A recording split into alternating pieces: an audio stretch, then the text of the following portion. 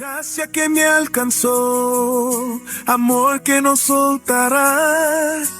Cristo mi roca firme, mi vida en ti está. Cantaré por siempre fiel, tu bondad no cambiará. Desde hoy... Marcos capítulo 2, versículos 18 al 22. Y los discípulos de Juan y los de los fariseos ayunaban, y vinieron y le dijeron: ¿por qué los discípulos de Juan y los de los fariseos ayunan y tus discípulos no ayunan? Jesús les dijo: ¿acaso pueden los que están de bodas ayunar mientras están con ellos el esposo? Entre tanto que tienen consigo al esposo, no pueden ayunar. Pero vendrán días cuando el esposo les será quitado, y entonces en aquellos días ayunarán. Nadie pone por remiendo de paño nuevo en vestido viejo. De otra manera, el mismo remiendo nuevo tira del viejo y se hace peor la rotura. Y nadie echa vino nuevo en odres viejos. De otra manera, el vino nuevo rompe los odres, y el vino se derrama, y los odres se pierden. Pero el vino nuevo en odres nuevos se ha de echar. Padre Santo, Señor, nos disponemos, Señor, a ser instruidos por tu Espíritu Santo. Háblanos, Señor, a través de tu palabra, instrúyenos, guíanos, renuévanos, Señor. Ayúdanos, Señor, y permítenos conocerte un poco más. Ilumina, por favor, nuestro entendimiento. Abre, Señor, nuestros ojos espirituales, nuestros oídos. Permítenos deleitarnos en quien tú eres, Señor. Permítenos verte a ti, amado Rey. Y te imploro en el nombre de Jesús que tú, Señor, quites toda distracción de cada uno de nosotros, Padre amado. Cualquier distracción, Señor, que esté en nuestra mente, para que este tiempo lo dediquemos únicamente a ti, Señor, para que podamos salir de aquí plenamente llenos, plenamente alimentados, Señor, llenos de tu palabra, llenos de ese alimento espiritual que necesitamos, Señor. Te lo suplico, Señor, que cada una de las palabras seas tú guiándolas, cada una de las palabras seas tú usándolas, Señor, en nosotros. Todo esto te lo pido, Señor, para tu gloria y tu honra, en el nombre de Jesús. Amén. Tomemos asiento, por favor.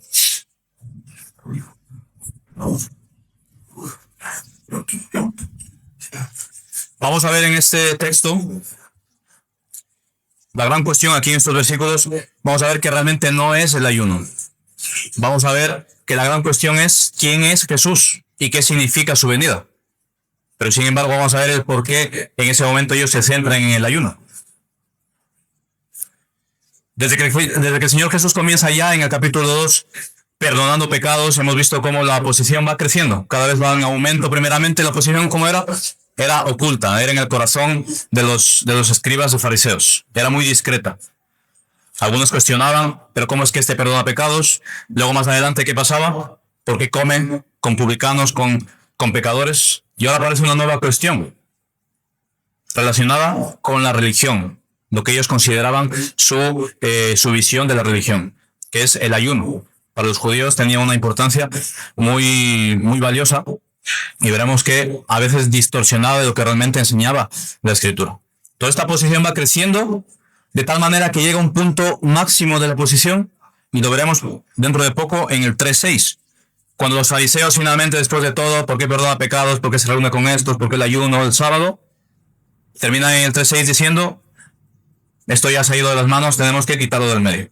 Ahí es cuando deciden, en ese momento es cuando deciden quitar a Jesús del medio. Es cuando realmente han tomado ya la decisión de anular al Señor Jesús. Aunque luego se va desarrollando esa idea, pero es ahí cuando ellos dicen: se acabó. El Señor que no sabemos quién es, porque recuerden que está mostrando quién es Jesús, dice, pues da igual quién sea, pero está en contra de lo que nosotros somos y que tenemos que quitarlo del medio. Es en ese momento, en el 3:6. Pero eso lo veremos un poco más adelante. Así que la verdad de Dios siempre va a incomodar.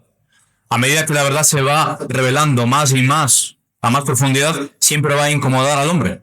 Nunca va a ser del gusto de la carne escuchar la verdad del Señor. Siempre nos va a incomodar. Y si no nos incomoda, es con toda seguridad no estamos escuchando la palabra del Señor.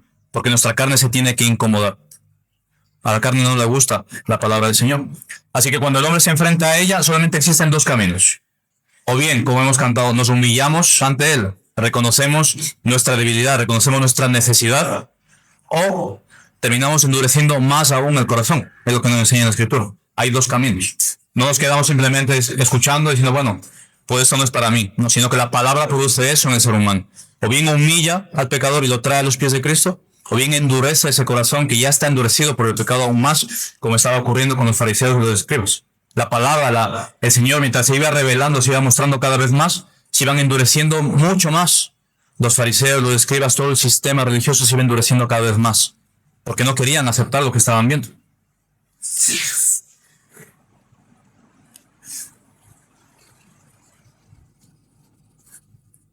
Hemos venido viendo que Cristo no solamente viene a añadir nuevas prácticas a las prácticas que ya tenían ellos. Cristo no viene a completar, no viene a dar nuevas cosas, sino simplemente Él, ¿a qué viene? A cumplir las promesas. Él viene a cumplir las promesas y a cumplir aquello que ya estaba dicho en la Escritura. Viene a inaugurar el nuevo pacto y viene a revelar la verdadera naturaleza de la adoración. Y aquí está, ¿qué estaba ocurriendo con ellos aquí? Ocurre lo que nos ocurre a todos nosotros. Constantemente, cuando Dios nos da algo para acercarnos a Él, para buscarle a Él, para tener esa comunión con Él, ¿qué hacemos nosotros? Lo convertimos en un sistema de méritos. Es lo que les ocurrió a Él. El Señor nos da la oración, nos da el ayuno, nos da la palabra, ¿para qué? Para tener comunión con Él. Y nosotros cogemos esos medios y los convertimos en un fin en sí mismos, en un sistema de méritos. Bueno, si oro un poco más, soy un poco más espiritual. Si ayuno más, si ayuno 40, 80 días por ahí que dicen, soy más espiritual, estoy más cerca de Dios, porque lo convertimos en méritos. Vamos sumando puntos. Queremos ganar el favor de Dios por medio de los méritos, que es lo que les estaba ocurriendo a los fariseos. Así que la oración puede convertirse, lo podemos convertir nosotros, algo que es extremadamente bueno, en algo rutinario. Mi oración puede ser rutinario. Saco mi lista, mis 5 minutos de oración. Aún ni siquiera puedo estar en comunión con el Señor. Leo mi palabra un momento, unos minutos. No. Leo mi versículo diario, entre vídeo y vídeo de las redes, leo mi versículo diario y con eso ya puedo marcar que he cumplido con el Señor. Un sistema de méritos. Y eso lo hacemos constantemente. Y en este caso el ayuno, ellos lo habían convertido en eso. ¿Qué les pasaba? ¿Qué les dice el Señor más adelante a los fariseos? Dice, lavaos la cara, limpiad ese rostro que tenéis demacrado a causa del ayuno, porque ellos, su mérito cuál era, que la gente viese, mira de qué pobre como está, demacrado por el ayuno. Es lo que ellos querían, algo externo, un mérito de parte de Dios y de parte de los hombres. Y eso es lo que el Señor les denuncia más adelante. Eso no es realmente el ayuno, eso no se trata de que tú busques el mérito fuera. También la asistencia a la iglesia podemos convertirla en una marca. Podemos convertirla en esa marca externa. Como voy, entonces estoy en comunión con Dios. Lo podemos confundir, ¿no? Entonces, ¿qué había detrás de todos ellos y qué hay detrás de nosotros? Si hago esto, soy mejor cristiano. Si hago esto, Dios me ve con más agrado o con menos. Y ahí es cuando nosotros caemos en ese error de que cuando algo ocurre en nuestra vida, pensamos que Dios nos deja de amar. O pensamos que Dios nos ama menos o somos menos agradables a sus ojos. Eso no implica que el pecado tenga sus consecuencias. Entonces, en nuestro texto, donde estamos ahora ahí, del 18 al 22. Como digo, ya no era la cuestión en sí misma, no es el ayuno, aunque empiezan por ahí. Entonces, una religión, ¿qué es lo que tenían ellos entre manos? Una religión que medía la fidelidad a Dios por sus prácticas. Eso es lo que ellos habían construido. A medida que más fieles eran a las prácticas externas, ellos consideraban que más fieles eran a Dios. Ese era su sistema de medida. Las prácticas. Por eso empieza ahí el versículo 18. ¿Por qué tus discípulos no ayunan? Es la pregunta de esos hombres. De su sistema de pensamiento, la pregunta era correcta. Desde lo que ellos entendían y lo que ellos tenían en mente. Así que el verdadero propósito del ayuno tenemos que pensar entonces. Es lo primero que debemos preguntarnos. ¿Cuál es el propósito del ayuno para un judío del primer siglo? ¿Qué es lo que ellos pensaban del ayuno? Un judío de esa época, ese judío que estaba ahí hablando con el Señor, ¿qué es lo que él pensaba del ayuno? Es que tenemos que preguntarnos. Cuando nosotros escuchamos del ayuno, ¿qué viene a nuestra mente? ¿Qué es lo que viene a nuestra mente cuando oímos el ayuno o pensamos en el ayuno? Inmediatamente viene dejar de comer. Es lo primero que viene a nuestra mente, ¿no? Vamos a dejar de comer, aunque luego hagamos otras cosas. Pero inmediatamente lo primero que viene a nuestra mente, lo primero que significa para nosotros es dejar de comer. Básicamente, eso es el ayuno. Pero la escritura del ayuno está relacionado con algo más profundo, algo espiritual. El Señor nos enseña que es humillación, aflicción, arrepentimiento, dependencia y búsqueda de Dios.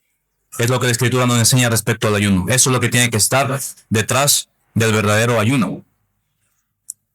Y aquí debemos preguntarnos entonces, en la escritura, Dios manda a que ayunen. Entonces, ¿no? Si ellos ayunaban es porque en algún momento Dios les dijo que ayunaran. Aunque luego lo hiciesen, pero en algún momento Dios les mandó. Busquemos Levítico 16, 29. Por favor. Levítico 16, 29.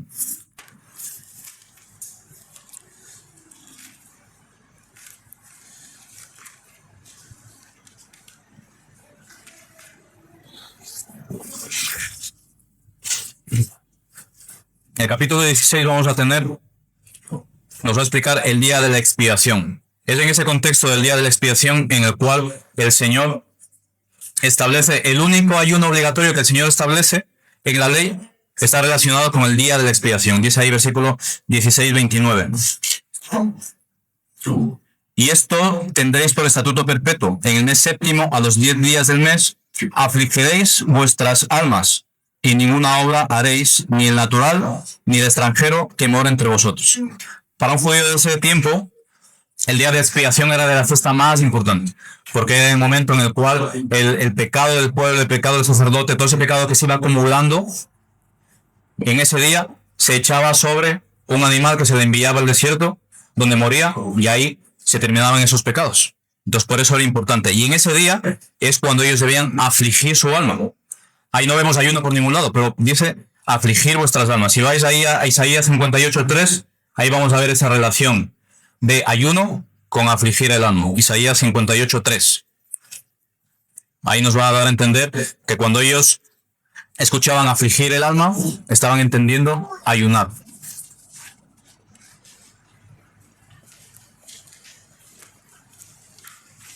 Hay muchos más pasajes, pero este lo he puesto como ejemplo, Isaías 18:3. ¿Por qué dicen ayunamos y no hiciste caso? Humillamos nuestras almas y no te diste por entendido. Hay dos preguntas, pero son paralelas. Esas dos preguntas son sinónimas. En el hebreo se usa así para dar un énfasis en lo que está diciendo. La primera pregunta es un sinónimo de la segunda. Entonces, cuando dice ahí, ¿por qué dicen ayunamos y no hiciste caso? Significa lo mismo que la segunda pregunta. Humillamos nuestras almas y no te diste por entendido. Por eso entendemos que cuando habla de humillar las almas, no está hablando del ayuno. Entonces el ayuno, por tanto, no era presentado como una obra mediante la cual ellos compraban el favor de Dios. Esa no era la idea. ¿La idea cuál era? El sacrificio de la expiación no se daba porque ellos ayunasen. Es decir, ellos no ayunaban para que se diese el día de la expiación, sino que ellos ayunaban porque el día de la expiación representaba esa humillación, esa necesidad espiritual de Dios. Eso es lo que ellos estaban expresando. Que era tan importante lo que estaban sucediendo el día de expiación, que inmediatamente necesitaban dejar de lado todo lo que les quitase la concentración. Debían centrarse únicamente en el día de la expiación. Por eso dice afligir el alma. También encontramos ayunos voluntarios en el Antiguo Testamento. David, cuando su hijo enferma, ¿no? Ayuna. Esdras, como con ayuno antes del viaje de Jerusalén. Nehemías ayuna cuando encuentra el estado de Jerusalén. Cuando llega a Jerusalén, ve cómo está, ayuna. Pero en todos estos casos encontramos un principio detrás del ayuno. Era una expresión externa de una necesidad espiritual. Ese es lo que vemos en el ayuno que encontramos en el Antiguo Testamento. Una necesidad espiritual. No es un modo ni un medio para obligar a Dios a hacer nada, sino que refleja un estado interior. Eso es lo que está detrás del ayuno. Así que cuando este medio se convierte en un mérito, eso es lo que pasó con los fariseos. Convirtieron este medio que para ellos reflejaba una necesidad espiritual, lo convirtieron en ese canal meritorio. Vayamos a Lucas 18:12, por favor.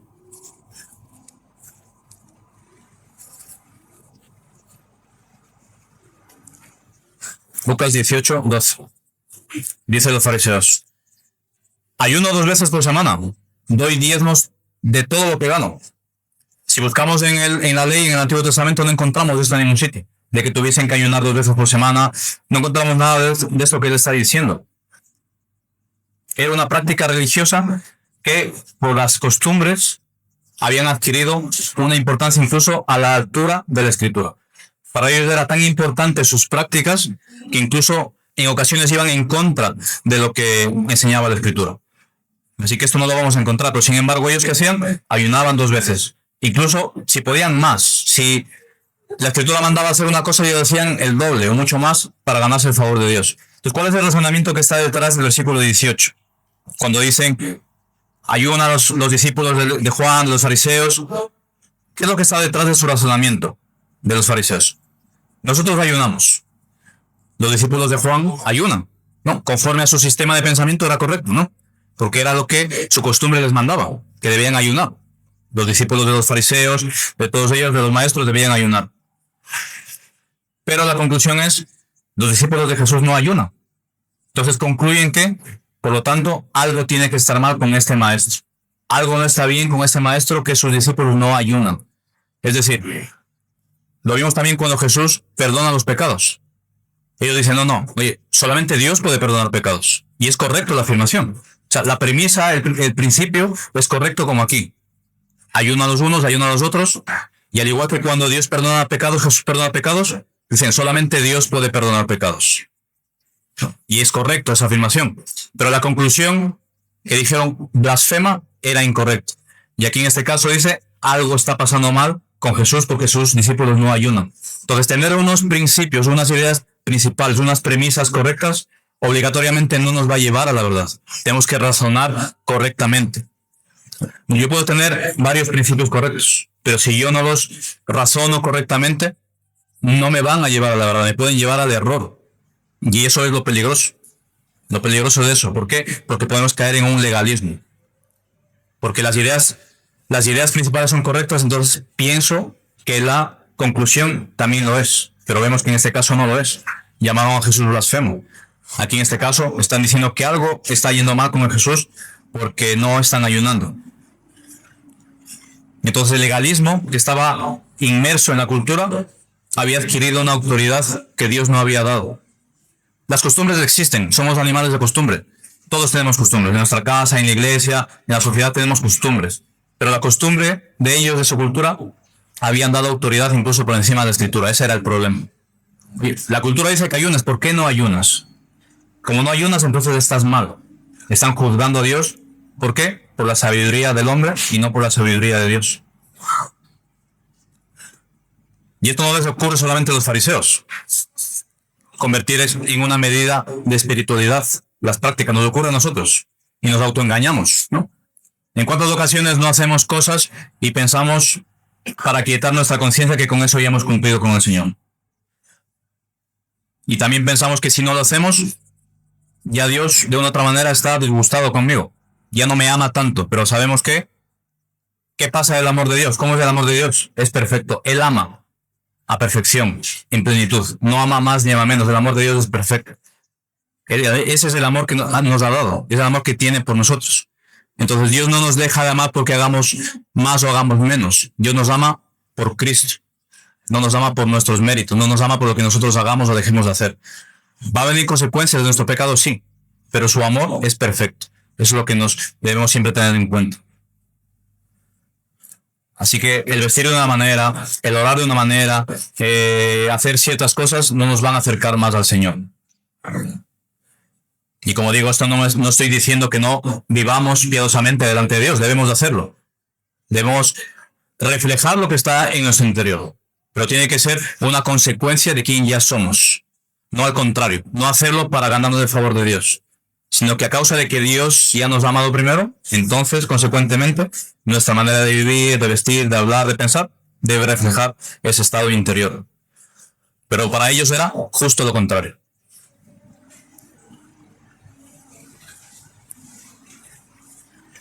Así que Jesús va a denunciar incluso más adelante, en Marcos 7:8. Dejando los mandamientos de Dios, os aferráis a las tradiciones humanas de los hombres, dice el Señor en Marcos 7:8. Y esto nos tiene que llevar a nosotros a pensar una cosa como iglesia y ahora en nuestro contexto. ¿Quién es la autoridad suprema? ¿Quién es quien marca nuestra vida como cristianos? Es la Escritura. Quien gobierna es Cristo como cabeza, pero es por medio de su palabra. No podemos poner las costumbres, como digo, hay costumbres. Hay costumbres, hay tradiciones que nos ayudan a entender la vida cristiana, pero no podemos ponerlas a la misma altura que la Escritura. Tenemos confesiones de fe. Nosotros tenemos una confesión de fe, la de Londres. Pero no podemos poner esa confesión que, aunque condensa el pensamiento cristiano, condensa las enseñanzas cristianas y nos ayudan a estudiarlas, no podemos ponerla por encima de la Escritura, ni podemos ponerla a la par de la Escritura. Tiene que ser un instrumento, tiene que ser un medio que el Señor use. Así que la palabra siempre debe estar. No podemos. Entonces, este nos lleva a uno de esos peligros. Podemos caer en ese peligro de ¿qué? De que podemos tener un buen conocimiento, podemos, no sé, conocer buenos autores, podemos conocer la misma historia de la iglesia, podemos tener muchas cosas que sean buenas en sí mismas, pero si yo las convierto como un sistema de méritos, ahí es cuando estoy desplazando a Dios, ¿no? Me convierto en ese religioso como el fariseo, me estoy convirtiendo igual que él. Entonces veamos ahí en Juan 5:39, ¿qué nos dice el Señor? En Juan 5:39, que es lo mismo que nos dice hoy en día a nosotros. Las Escrituras son las que dan testimonio de mí.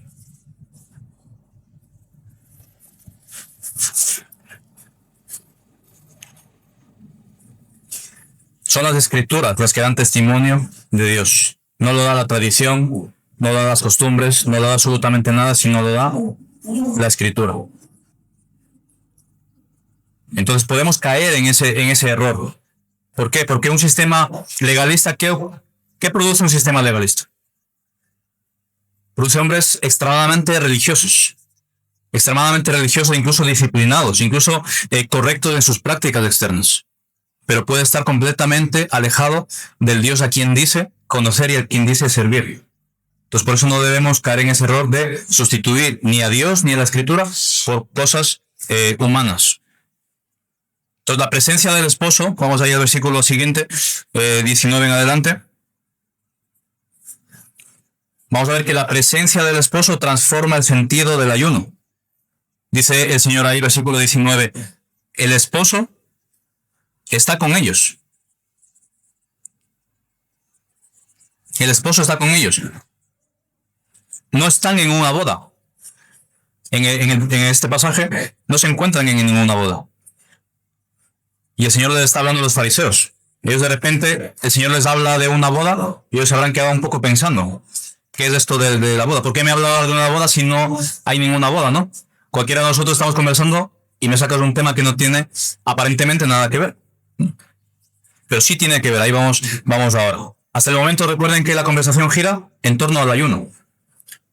Pero como ocurre con el Señor, a lo largo de los evangelios, ¿qué es lo que hace el Señor? Todas aquellas preguntas que le hacen, Él conduce esa pregunta a donde tienen que mirar realmente. Ellos estaban mirando al ayuno, algo externo, algo complementario, pero el Señor les lleva su mirada a lo importante. Dice, el esposo, dice Él, yo estoy con ellos. Vuelve su mirada hacia Él. Y es lo que el Señor nos tiene que hacer constantemente. Cuando apartamos la mirada a lo externo, a lo accesorio, el Señor nos tiene que llamar a decir, estoy aquí. El esposo está con nosotros. El ayuno no es importante. Es bueno, pero no es importante, no es el centro, es un medio simplemente. El Señor dice, miradme a mí, el esposo está aquí presente. Y es lo que vamos a ver. Ellos estaban preguntando por esa práctica religiosa. Pero la verdadera cuestión no era el ayuno, sino que era ¿qué es lo que estaba ocurriendo con ellos? Los fariseos estaban delante del mismo Señor y no lo reconocieron. En todo lo que hemos visto hasta ahora no lo han reconocido todavía. Y aquí tampoco lo reconocen. ¿Qué dice el versículo 19? ¿Acaso los que están acaso pueden los que están de bodas ayunar mientras está con ellos el esposo? Jesús utiliza esta imagen que todos los que estaban ahí podían entender. Era una imagen cotidiana de su día a día. Todos los que estaban ahí la podían entender. Era como si ahora nosotros, no sé, nos hablan de las redes sociales. Todo el mundo sabe lo que es las redes sociales. Más o menos todo el mundo sabe. Para ellos, la imagen que el Señor está tomando aquí de la boda era familiares para ellos. ¿Por qué?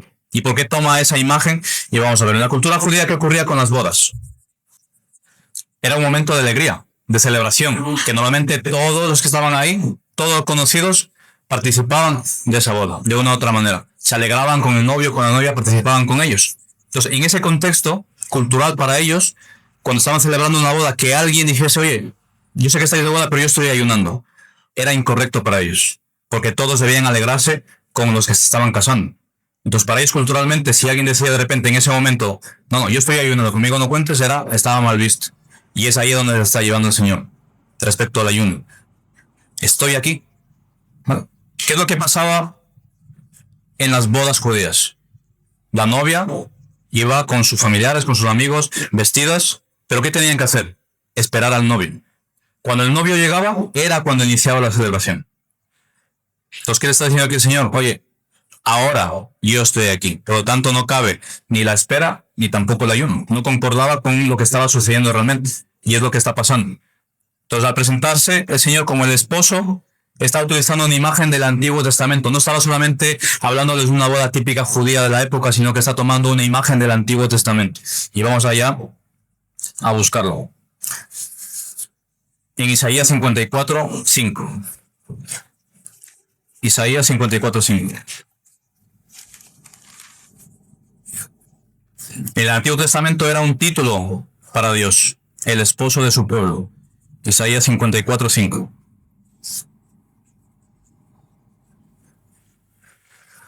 Porque tu marido es tu hacedor, Jehová de los ejércitos, es su nombre. Y tu redentor, el Santo de Israel, Dios de toda la tierra, será llamado. Vamos a buscar también Oseas 2:19. Oseas 2:19 y 20.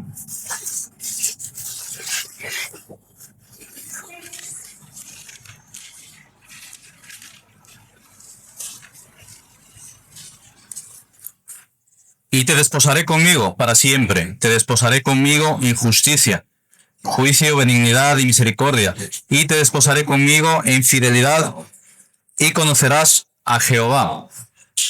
Entonces no se trata simplemente de una metáfora romántica, el que Jesús diga estoy aquí como una boda, parecido a eso. No, el Señor está diciendo que Él es el esposo prometido del Antiguo Testamento. Y le está diciendo a los fariseos que debían decir, oye, pues entonces a lo mejor sí, pero no le reconoce. Toda esa imagen relacionada del Antiguo Testamento es esa imagen de Dios con su pueblo del pacto. Es una imagen del pacto de Dios con su pueblo. Es lo que está tomando el Señor Jesús para Él. Yo soy ese esposo prometido. Yo soy ese esposo del pacto. Recuerden cómo ve Dios el matrimonio. ¿No? Esa relación de Dios con su pueblo siempre está presente en el matrimonio. La relación de Dios siempre ha estado vinculada por medio de pactos con su pueblo. Y vemos ahí en el Antiguo Testamento que es una promesa, que ese esposo vendrá. Y es una promesa cumplida definitivamente en Cristo. Pablo nos enseña este cumplimiento cuando nos habla acerca del matrimonio. Cuando nos habla acerca de ese pueblo redimido que comparte la fe de Abraham en Cristo, nos está hablando de ese cumplimiento en Cristo, de esa promesa. Gálatas 3:7 que nos dice, por tanto, los que son de fe, estos son los hijos de Abraham, porque recuerdan que con él hizo el pacto, ¿no? El pacto abrahámico. Gálatas 3:16, a Abraham fueron hechas las promesas y a su simiente. No dice a las simientes como si hablase de muchas, sino como de uno. Y tu simiente, la cual es Cristo. Entonces, ese Cristo, ese es el esposo de su pueblo. Ese es a quien se le da las promesas y es en él en quien se cumplen todas esas promesas del Antiguo Testamento, se estaban cumpliendo en él. Por eso el Señor le está diciendo, oye, se están cumpliendo ahora mismo. El esposo ya está, ya ha llegado a la boda. Por lo tanto, lo que estáis pidiendo que ayunen mis discípulos es completamente fuera de lugar. No cabe ahora mismo un ayuno. Israel apunta hacia Jesucristo, en quien tanto judíos como gentiles serán un solo pueblo, redimidos en Cristo. Entonces ahí vemos en Cristo, vemos cumplidas todas estas promesas. Entonces cuando Jesús dice yo soy el esposo, no solamente está diciendo algo terrenal, está mostrando un poco más de su identidad. Recuerden que Marcos, ¿qué es lo que quiere Marcos hacer con nosotros? Mostrarnos progresivamente un poco más de la identidad de Jesucristo. Es lo que está haciendo en el Evangelio. Así que el esposo prometido por Dios está delante de ellos. Sigamos ahí en Marcos. Sigamos un poco más en Marcos 19.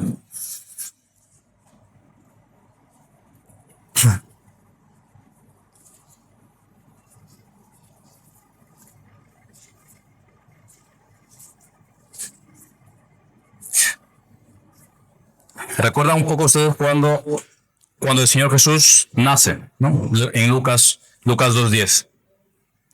Dice, pero el ángel les dijo, no temáis, porque aquí os doy nuevas de gozo, que será para todo el pueblo. Porque os ha nacido en la ciudad de David un Salvador que es Cristo el Señor. Cuando el Señor viene, cuando el Señor llega, siempre es motivo de alegría, siempre es motivo de gozo. Y es lo que le está diciendo aquí el Señor. Cuando el Señor llega a la vida de una persona es motivo de gozo, siempre. Entonces veamos ahí el versículo 20. Marcos 1:20.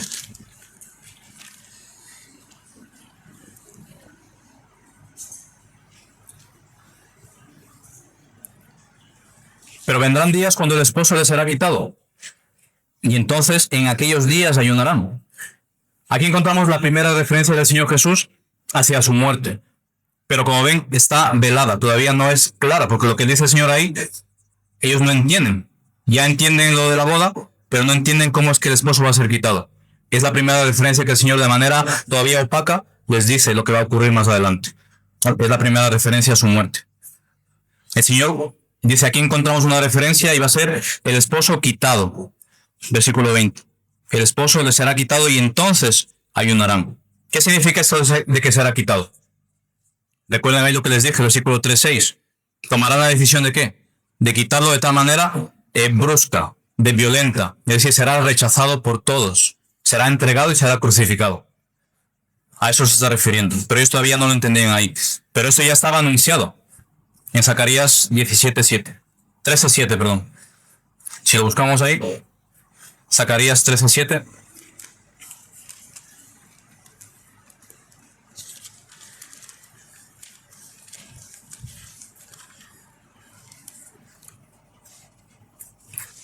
¿Qué nos dice este versículo?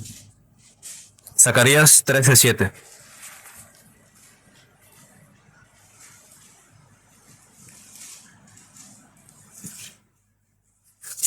Levántate, oh espada, contra el pastor y contra el compañero mío, dice Jehová de los ejércitos.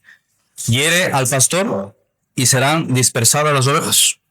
Esto es lo que les está anunciando el Señor. Esto va a ocurrir, pero ellos todavía no lo identificaban. El pastor va a ser herido y las ovejas van a ser dispersadas. Entonces, ¿qué les está anunciando aquí? Esa alegría de tener al esposo con ellos, que estaban gozando con el esposo, como igual que en una fiesta judía. Esa alegría va a dar paso a lo más doloroso que el ser humano ha vivido, que es la cruz del Calvario. Dice que cuando los discípulos serán dispersados, llorarán, vendrán tiempos de ayuno, de aflicción del alma. Pero la muerte del esposo, mis hermanos, no será una derrota. Cuando el pastor es herido, cuando el pastor es muerto, no es una derrota. ¿Por qué? Porque resucitará. Es en esa obra en la cual Él salvará a su pueblo. Y aquí sí vamos a ir a buscar Efesios 5:25. El apóstol Pablo nos ayuda a entender un poco más esta verdad. Efesios 5:25. Cuando leemos este pasaje nuevamente lo leemos un poco por encima y entendemos solamente lo que muchas veces no entendemos con claridad.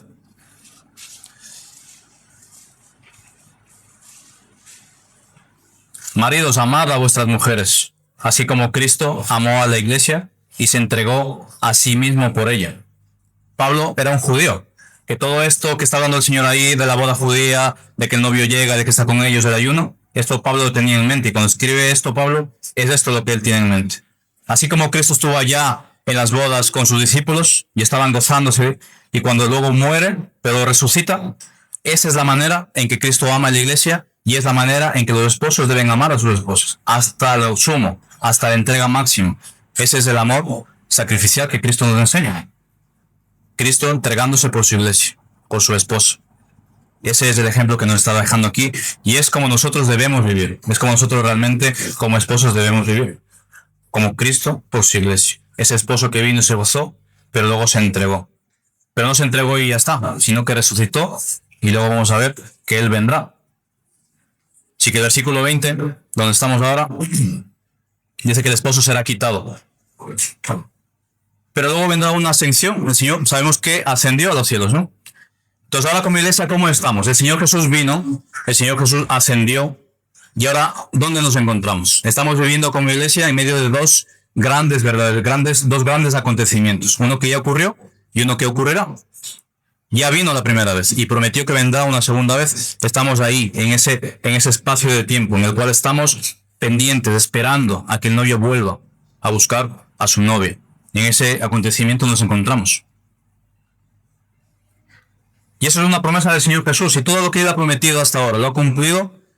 Si Él promete que volverá, dice Juan 14:3. Si me fuere y os preparare lugar, vendré otra vez y os tomaré a mí mismo, para que donde yo estoy, vosotros también estéis. Es una promesa del Señor que Él volverá a buscar a su pueblo, volverá a buscar a su iglesia. Entonces aquí volvamos al ayuno. El ayuno sigue teniendo un lugar en nuestra vida como cristianos. Sigue teniendo lugar en nuestro día a día. ¿Por qué? No para ganarnos el mérito de Dios. ¿Por qué tenemos que seguir ayunando? Debemos seguir practicándolo. Porque aún nuestro esposo no ha venido. El esposo de la iglesia todavía no ha vuelto. Y por lo tanto, ese ayuno debe manifestar ese deseo, ese anhelo, esa aflicción de mi alma por esa venida. No sé que debemos esperar. Debemos desear esa vuelta de nuestro Señor. Maranata, ven Señor Jesús. Entonces, cada vez que ayunamos, siempre debe estar presente esa idea. Señor, ven, yo estoy esperando. Porque fue quitado de nosotros, pero estamos esperando. Entonces sí que es correcto ese ayuno. Pero cuando Él vuelva, será igual que cuando estuvo todavía aquí. El ayuno ya no será, porque ya estaremos nuevamente con Él. Ya no será correcto volver a ayunar cuando estemos en su presencia, porque ya estaremos gozándonos en las bodas del Cordero. Así que esa es la idea detrás de este pasaje. Entonces vayamos ahí ya al siguiente versículo, en Marcos 1.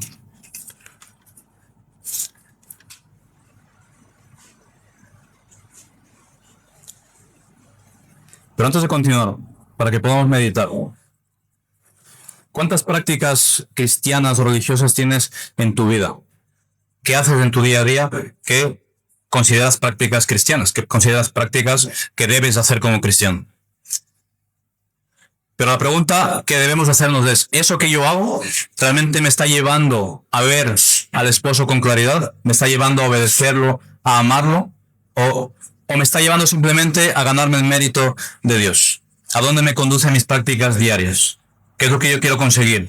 Si yo ayuno, en este caso, si yo ayuno, ¿qué es lo que yo quiero conseguir con ese ayuno? ¿Yo quiero que mi alma se aflija y sienta su necesidad de estar nuevamente con Cristo? ¿O qué es lo que yo quiero conseguir con ese ayuno? Porque a veces los ayunos son malintencionados, incluso en cristianos. Buscan torcer la mano de Dios, buscan conseguir cosas materiales, y esa no es la finalidad. La finalidad es la realidad espiritual de que Cristo todavía no está aquí nuevamente con nosotros. Esa es la realidad, y es lo que debe reflejar cada vez que ayunamos, cada vez que lo buscamos en oración. Debe ser ese deseo constante de su vuelta. Desear constantemente estar nuevamente con Él. Eso es donde debe apuntar nuestras prácticas religiosas, digamos así, bien entendidas.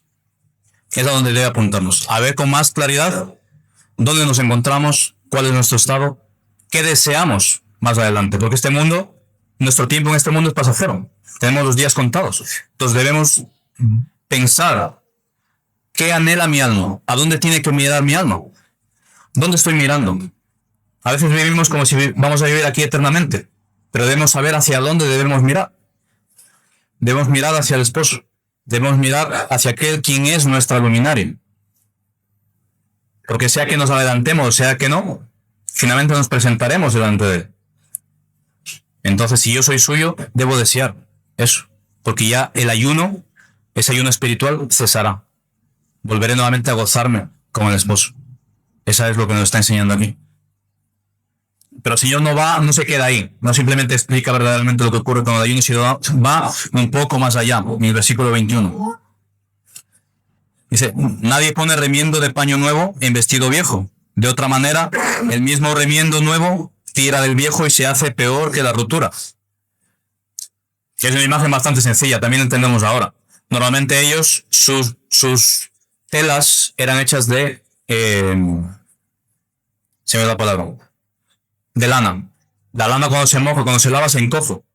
Entonces una tela vieja que ya está endurecida, que ya no se estira, pones un trozo nuevo, cuando la lavas, al encogerse se va a romper. Es la imagen que está diciendo aquí. ¿Pero por qué les dice esto? Primero les habla del ayuno, luego les hace ver al esposo y ahora les habla un poco de este asunto. ¿Por qué les habla de esto? Jesús está mostrando que su venida no es una especie de remiendo a la administración antigua del antiguo pacto. Él no viene para remendar ese antiguo pacto, para remendar ese antiguo sistema. Él viene para renovar todo. Y con esto no está diciendo que el antiguo pacto fuese defectuoso. De hecho, él dijo que vino a cumplirlo. Vino a cumplirlo y como ya está cumplido, ya no está vigente. Entonces, no, su intención no era venir nuevamente un poco a cambiar, a restaurar para que los fariseos, los escribas siguieran viviendo en su manera de pensar, sino vino a renovar, a cambiar completamente todo. Entonces, la ley, los sacrificios, el templo mismo, las ceremonias, todo estaba dentro del plan de redención. Pero todo eso apuntaba a aquel que tenían en ese momento delante. Todo eso apuntaba a Cristo. Y por eso le está diciendo esto. Ya estoy aquí. Por lo tanto, ya no cabe que me veáis como una especie de remiendo. Ellos esperaban que el Mesías viniese a arreglar un poco lo que estaba mal. El reino, los que estaban oprimiendo al pueblo, ellos pensaban y querían eso, un Mesías militar. Pero Cristo le está diciendo, no, eso no ocurre porque mi reino no es de este mundo. Él vino a cambiar, a restaurar, a traer un nuevo pacto. Dice Hebreos 10:1. Porque la ley teniendo la sombra de los bienes venideros, no la imagen mismo de las cosas. Nunca pueden, por los mismos sacrificios que se ofrecen continuamente cada año, hacer perfectos a lo que se acerca. Una sombra es real, ¿no? Todos hemos visto una sombra. Es real, la podemos ver. Pero no es la imagen en sí misma. Pensemos por un momento en la sombra de una persona. Una persona que estoy esperando, un ser querido, yo estoy viendo su sombra que se va acercando. ¿No? Eso es lo que vemos en el Antiguo Testamento, esa sombra que se va acercando y yo veo la sombra. Pero en algún momento viene la persona, en algún momento puedo ver a la persona. Pero lo ilógico es que en lugar de teniendo a la persona allá adelante, siga viendo la sombra. Es lo que nos está diciendo el Señor. Cuando ya Él ha venido, es impropio que nosotros sigamos mirando a la sombra. Debemos ver a la persona que ya está adelante. Es lo que le está diciendo a los fariseos. Ya estoy aquí. Ya no sigáis mirando a las sombras, a ese antiguo pacto. Ahora yo estoy aquí. Entonces tenéis que mirarme a mí. Ya eso se ha cumplido. Ya lo he cumplido yo, lo que dice el Señor. Porque en Él se ha cumplido todo eso. Entonces ya no cabe que miremos a la sombra. En su momento era un ayo. Dice, no, la ley nos llevaba a Cristo. Pero una vez que Él ha venido, y eso ya se ha cumplido. Entonces ahora, ¿qué es lo que tenemos hoy en día? Si seguimos viendo ahí, al final del versículo 21. O el 22. Dice, y nadie echa vino en odres viejos. De otra manera el vino nuevo rompe los odres y se derrama el vino. La idea es prácticamente la misma. Ese odre viejo, esa administración antigua del antiguo pacto, no puede contener lo nuevo, que es el evangelio. Porque ya se cumplió. Si echamos ese vino nuevo que se va expandiendo a causa de la fermentación en un odre viejo que ya está endurecido, lo va a romper. Lo que está diciendo es, ese evangelio que ahora Él viene a predicar, ese evangelio que Él trajo, esas buenas nuevas de ese nuevo pacto, no puede ser contenido por ese sistema anterior. No porque sea malo, sino porque ya se cumplió. Ahora tiene que ser algo nuevo. Y es lo que vemos ahí también que nos enseña el Señor. Cuando nos dice, pondré un corazón nuevo dentro de vosotros. Ese es el nuevo pacto. Una renovación desde el interior hacia el exterior. Ya no es algo externo, es algo interno propio de lo que hace el Espíritu Santo en nosotros. Jeremías 31:31. He aquí vienen días, dice Jehová, en los cuales haré nuevo pacto con la casa de Israel, con la casa de Judá. Y en Ezequiel 36 nos habla de ese nuevo corazón, de ese espíritu que se ha puesto dentro de nosotros. Ese nuevo pacto no podía caber en lo que estaba funcionando hasta ese momento. Es necesario esa renovación. Y es lo que nos habla Hebreos. Cuando leemos Hebreos, ¿qué nos dice? En Jesús todo es mejor. Absolutamente todo es mejor. Pues por eso es inapropiado que nosotros como cristianos veamos hacia atrás al antiguo pacto. A todo lo que tenemos en el antiguo pacto no podemos volver nuevamente a vivir en eso porque sería inapropiado. Estaríamos desechando a la persona que ya tenemos delante. Y estaríamos viendo nuevamente a la sombra. ¿No? Diríamos a la persona, oye, apártate que no puedo ver tu sombra. Sería un poco de esa manera. Entonces no podemos ver al antiguo pacto. No quiere decir que no sea válido su enseñanza, sus principios, todo lo que está ahí, que todavía sigue vigente. Debemos practicarlas. Pero todo lo que ya se cumple en Cristo, ya no podemos volver atrás. Pues estaríamos desechando a Cristo. Y quien quiera volver atrás, como dice la Escritura, Quien quiere volver atrás realmente está desechando a aquel que le puede dar algo mucho mejor. Y en ese caso, si alguno quiere volver atrás, tiene que acogerse absolutamente a todo, no solamente a una parte, a lo que es bonito, a lo que le conviene, sino a todo el sistema. Bueno, entonces sería un poco incongruente. Pero el Señor nos promete, mis hermanos, un nuevo corazón. Nos promete esa obra regeneradora del Espíritu Santo. Un corazón nuevo, una identidad nueva, hijos de Dios. Aquello que el sistema legalista no podía hacer, no podía transformar el interior del hombre, solamente podía transformar lo externo, una apariencia, una costumbre. Cristo sí lo puede hacer. Por medio de su Espíritu Santo sí que puede haber esa transformación desde lo interior. Una nueva naturaleza, un corazón de carne que ahora late por Cristo. Eso el legalismo no lo puede hacer. Y a donde nos lleva el Señor Jesús es a preguntarnos, como dice Pablo en Romanos, si es por gracia, ya no es por obras. Ya no compete que cada uno de nosotros intentemos por obras ganarnos el favor de Dios. Es por gracia. Y es ahí donde debe descansar nuestra seguridad. Ya no debemos autojustificarnos, es lo que hacían los fariseos. Por eso les impactaba tanto lo que el Señor enseñaba, porque les estaba diciendo, oye, lo que tú haces como fariseo para ganarte el favor de Dios no vale para nada. Y eso a ellos les molestaba. Porque toda su vida venían en esa disciplina, ¿no? De hecho, Pablo dice, todo eso lo tengo por basura, porque ahora he conocido verdaderamente lo bueno que es Cristo.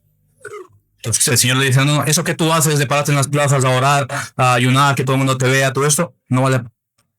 Porque lo que tienes que preguntarte es, no, ¿qué es lo que yo puedo hacer por Cristo? No. Pregúntate qué hizo Cristo por ti. Es ahí donde nos está llevando el Señor. Por eso nos vuelve nuevamente la mirada a Él. Siempre que ocurren estas situaciones, parece que pierde un poco de vista el contexto, parece que pierde un poco como que les quiere distraer de la pregunta, pero no les está distrayendo la pregunta, simplemente les vuelve la mirada a lo importante. Lo importante, el centro de todo es Cristo. Ellos estaban cerrados en el ayuno. ¿Por qué no ayunan? Estaban con eso ahí, pero Cristo les explica lo que verdaderamente significaba eso. Así que somos justificados por la justicia perfecta de Cristo recibida por fe. ¿Y esto por qué? Porque dice, Dios nos amó primero. Por eso nosotros le amamos a Él, no al contrario. Entonces no podemos caer en eso. A veces podemos caer en esta situación. Podemos caer en pensar que Dios nos ama porque nosotros le amamos a Él. O que Dios nos ama porque nosotros hacemos cosas por Él o para Él. Pero el Señor nos enseña que si eso fuese cierto, viviríamos en una constante inseguridad como cristianos. Porque como constantemente estamos cayendo, estamos levantando, esa seguridad vendría nuevamente. Entonces el Señor nos dice nuevamente, no, mira a Cristo. Mira a la obra de Cristo. Mira al esposo. Esa es la que tienes que mirar. Entonces, para nosotros, ¿qué nos aplica como cristianos? ¿Qué nos aplica como creyentes? El Evangelio no podemos reducirlas a prácticas externas. El Evangelio no es algo externo. No podemos poner un remiendo de nuestra propia justicia al Evangelio del Señor Jesucristo. Lo que nos llama es a que vivamos por fe. A que vivamos mirando y esperando a nuestro Señor. Vivamos esperando a ese esposo que prometió que vendría. Esa es nuestra finalidad. Mientras estemos aquí, pongamos nuestra mirada en Él. Que no intentemos remendar su Evangelio porque su Evangelio es perfecto. Su Evangelio se sustenta en su justicia. Se sustenta en sus obras y no en las nuestras. Es ahí a donde está apuntando Cristo con este asunto del ayuno. No más vuestras obras. No más vuestros intentos de que Dios os vea con más agrado. Sino, mirad solamente a Cristo. Mirad a su sacrificio.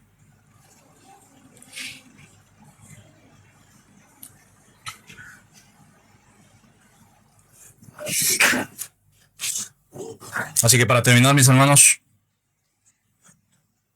preguntémonos siempre, cada vez que caigamos en ese error de angustia, de desesperación, de pensar que hemos caído y que Dios ya no me va a amar, ni me va a restaurar, ni me va a ayudar, cada vez que estemos en ese estado, pidamos al Señor que aquiete mi alma y volvamos a preguntarnos, ¿qué hizo Cristo? No lo que yo he hecho, mi pecado, mis faltas, no, ¿qué hizo Cristo? Porque eso es lo que me va a dar la seguridad de que en esas obras tengo la restauración. Es ahí donde tengo que mirar. Cada vez que yo diga, Señor, ahora sí que ya no me vas a amar porque lo he hecho tan mal, que ya no, seguro que ya no me quieres, Cristo te sigue amando. Cristo sigue amando a cada uno de aquellos por quienes murió, por quienes dio su vida, porque te compró con su sangre. Así que nuestra obligación es, cuando mi Cuando mi mente, mi pensamiento está tan turbado, como vimos en el Salmo, debemos aquietarnos y nuevamente mirar a la obra del esposo. Recordar que Él murió por mí y recordar que es en Él en quien tengo la restauración. Esa es nuestra obligación como cristianos. Gracia que me alcanzó, amor que no soltará. Cristo mi roca firme, mi vida en ti está. Cantaré por siempre fiel, tu bondad no cambiará.